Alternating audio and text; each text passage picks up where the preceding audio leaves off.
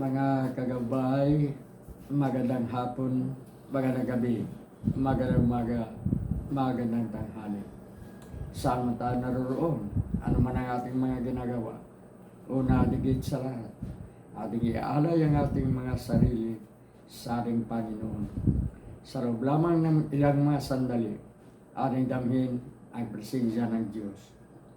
Sumasaadin ng pagpapala, ang biyaya, ang pag-ibig, at ang kapayapaan ng Ama, ng Anak, at ng Espiritu Santo, na bubuhay at naghahari, iisang Diyos, magpasa walang hanggan. Mga kagabay, sa nakaraang episode, meron tayong salaysay hinggil sa isang 12 taong bata na sa sobrang pagmamahal sa Eucharistia, ibinuwis ang kanyang buhay. Kaya siya ay nagiging santo ng Simbahang Katolika, ng Iglesia Katolika, at siya ngayon ay kilalang si Saint Tarcisius, ang martyr for the Eucharist. San Tarcisio ang nagiging martyr, pinatay ng dahil sa pagmamahal sa Eucharistia. At ngayon, sa mga pagkakataon ito, kaya lamang noong September 7, ikapito ng buwan ito, mayroong isang batang santo na naman na nagiging ganap na santo at napakabilis ng kanyang pagiging santo. Namatay siya sa edad 15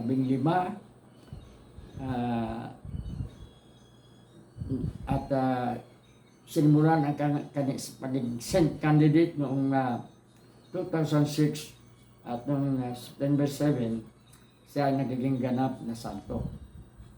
Siya ang kauna-unahang santo ng milenyo at tinataguri ang patron saint, patron ng mga magagaling sa computer o sa internet.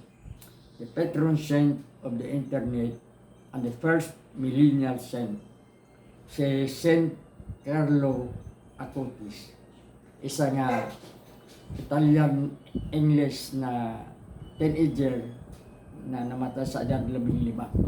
And he is now a canonized saint of the Catholic Church, Saint Carlo Acutis. Bakit napakabilis ng pagiging santo ni Saint Carlo? Alam nyo, lalo na kayong mga kabataan, lalong-lalo na inyong mga anak na talagang magaling sa computer, gagamitin katulad ng paggamit ng teknolohiya ni Saint Carlo. Si Saint Carlo, sa pagiging bata, talagang palasimba.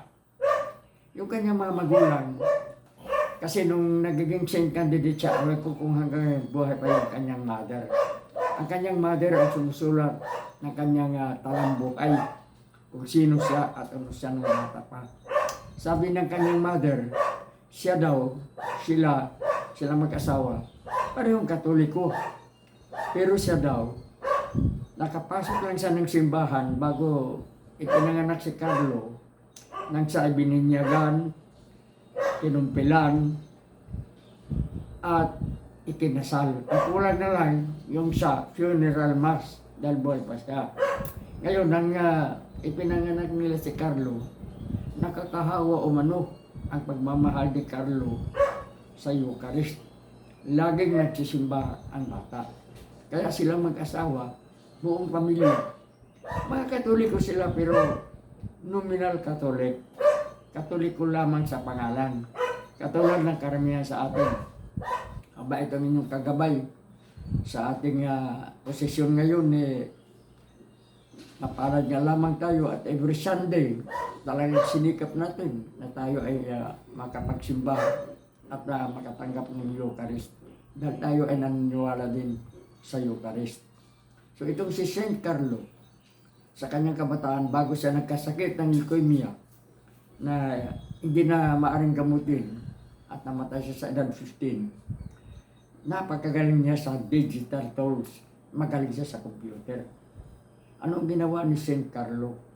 Sa halip na mag-online gambling, sa halip na manonood sa online ng kung ano-anong mga palabas, si St. Carlo gumawa ng mga website. At ang ginawa niya, pagpapalaganap ng Eucharistia, the devotion to the Eucharist. At bata nga sa history ni St. Carlo, ang kanyang website, ano bang tawag niyan sa, kasi tayo kabisado sa mga term sa computer, wala tayong kilalaman sa teknolohiya. Yun daw programa ni St. Carlo na website, binawa ni St. Carlo sa 27 languages. 27 mga wika, ba't ibang mga wika, German, French, Latin, English, ayaw ko kung may Pilipino, basta 27. At ikinalat ito sa buong mundo.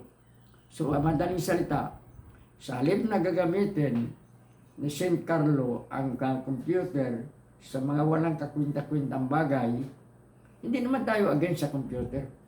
Pasalamat nga tayo at mayroon dahil nakakatulong sa edukasyon, nakakatulong sa komunikasyon. Dati kung ang ating ama ay nasa Hong Kong, isang buwan bago tayo makarinig sa kanya, magpadala tayo ng sulat, aabot ng isang buwan. Kung telepono naman, kailangan pang long distance.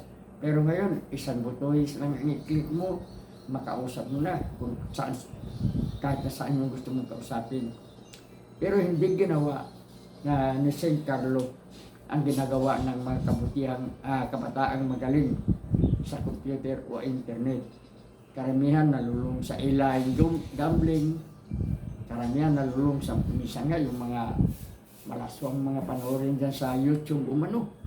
Mayroon naman nung mga hindi natin malalaman dahil tayo nga hindi nga tayo digital native, hindi tayo marunong mag-laptop, hindi tayo marunong mag-cellphone.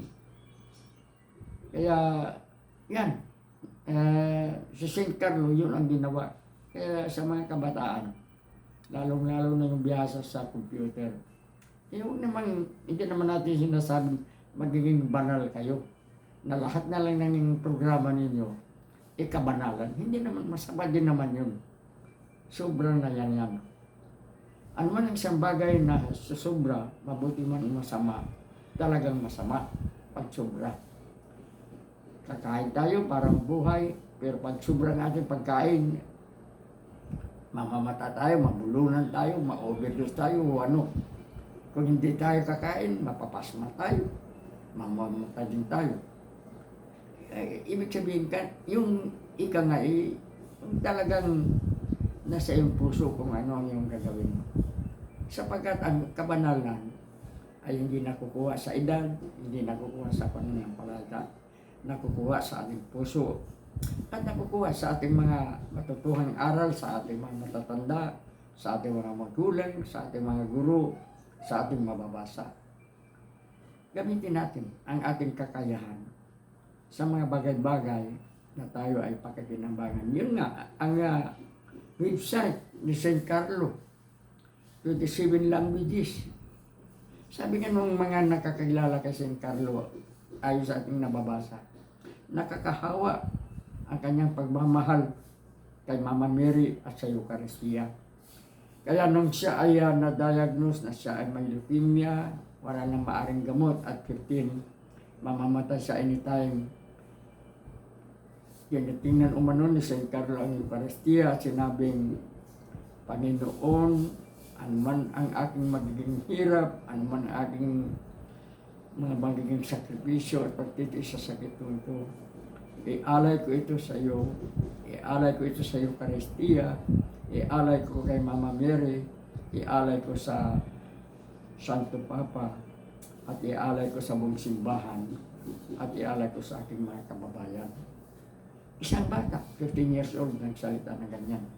So last September 7, nagkakaroon tayo ng isang santo na dapat magiging idolo at inspirasyon ng ating mga kabataan, lalong-lalo na ang mga tinatawag nating digital natives.